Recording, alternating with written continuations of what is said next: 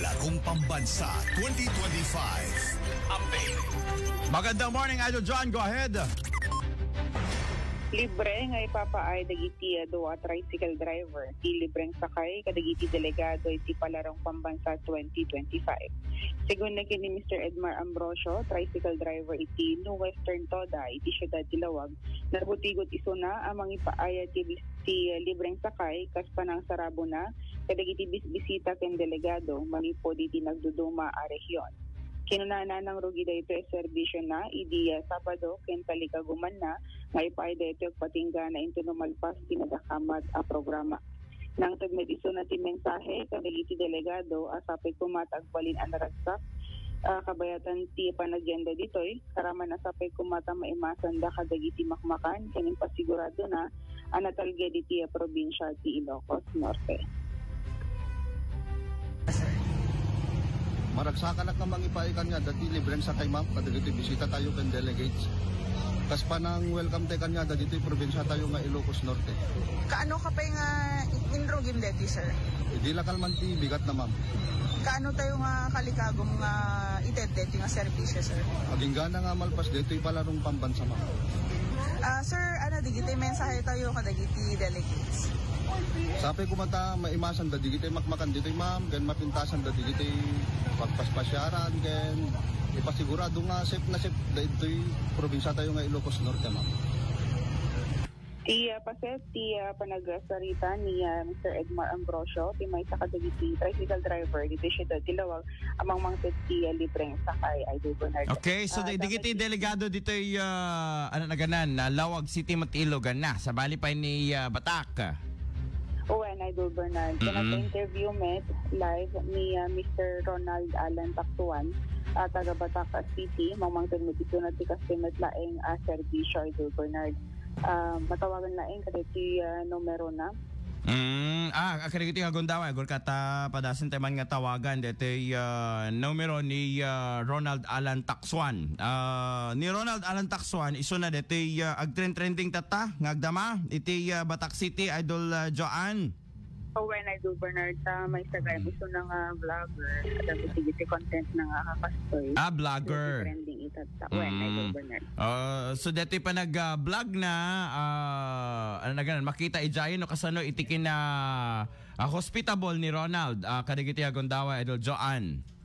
Owen Idol Bernard. Okay, aday tilin niya tayo kadagiti agundaway ni Mr. Ronald Alan Taksuan, ti tricycle driver manipod iti Batak City. Idol Joan, with your interview, go ahead. Sir, good morning. Live kayo iti IFM Lawag. Dito libre nga sakay nga papay tayo kadagiti delegates ti Palarong Pambansa. Sir, nati nang gutigot kanya tayo no apay nga ka-city na ramid tayo. Ano po ba? Paulit pa. Ay, Tagalog pala si Sir Ronald. Tagalog ka pala. Ano yung mga naging inspirasyon nyo para magbigay ng libreng sakay sa ating mga delegado ng Palarong Pambansa 2025, Sir Ronald? Okay. Noong una po kasi, first day night, marami po kasi lumalabas sa social media platform na naglabas na rin po si Metro Ilocos Norte Council ng guidelines sa aming mga tricycle driver na wag mag-overcharge. Correct. So, pero although ang dami-dami pa rin pong lumalabas na report na meron pong nag-overcharge from Lawag going to San Nicolas, ganun po. So, as may isang content creator, sir. Ilocano Cagayam. Okay. Makaawa sir, medyo malabo lang po yung dating siguro kagad. Sir, sabi ko, kasi kanayon lang di tricycle driver, yung kastoy nga at bisita, laging tricycle driver at ureha mga ta kami amin, kitagararamid kas day, kumbaga, pati kami nadadamay all the awang moment nga mapaspasamak. Kastoy ko magti Batak City. Kaya ko sige, ay post ko pa yung DJ, post ko nga libreng sakay, then I start sa Friday. So, Friday morning po, nag-umpisa po ako kagad libreng sakay basta delegado po na palarong pambansa. Oh, okay. So, mayat man, dito yung ngayam kasano nga ron, tatan, gapot aduda, Ronald, ma-akomodar mo, laing kasanot gasolina nga ron din, no libreng sakay. Okay. Well, sir, okay lang po. Kasi di adang min terminal mi, sir, especially that the house ito'y highway, ito'y Catalino Acosta Elementary School, which is the ag house di Calabarzon.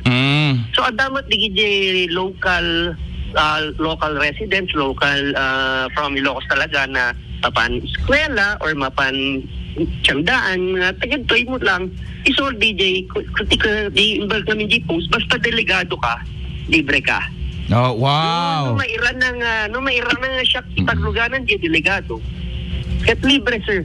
Awan nga panunot, libre nga sigod. Nagmayaten. Apo, God bless you. Apo, Ronald, nang nangro na ka dito ipahin mo nga libre kadakwada.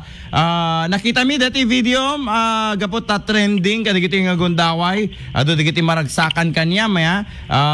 Nang nangro na kadigiti nagdudo mga lugar. So, ada ba mensahe met, kadigiti padam nga tricycle driver, nga imbes nga mga gundaway kat mang TED iti namay kadigiti players tayo when delegates iti palarong pambansa 2025. Go ahead, Ronald.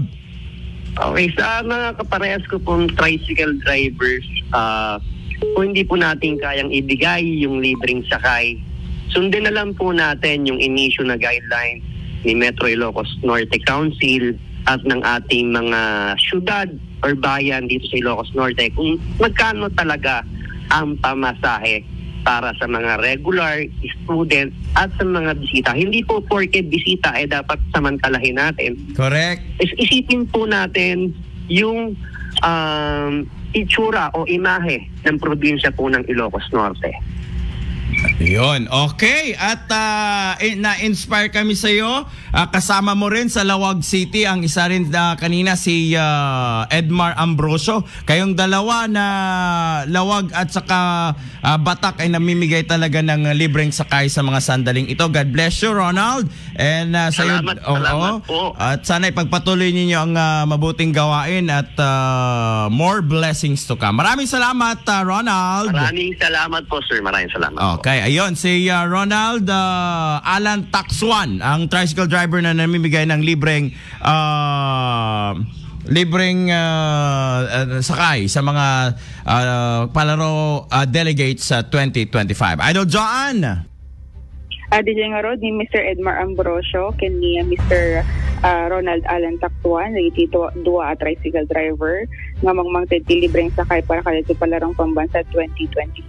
Sa 99.5 FM Lawag, Idol John na distin tatak or MN. Thank you so much, Idol John. Natin na nakamat a report. Manipod pa lang apo iti digiti tricycle nga nagsasaya at apo Lawag and Batak dili duwa nga syudad. IFM News.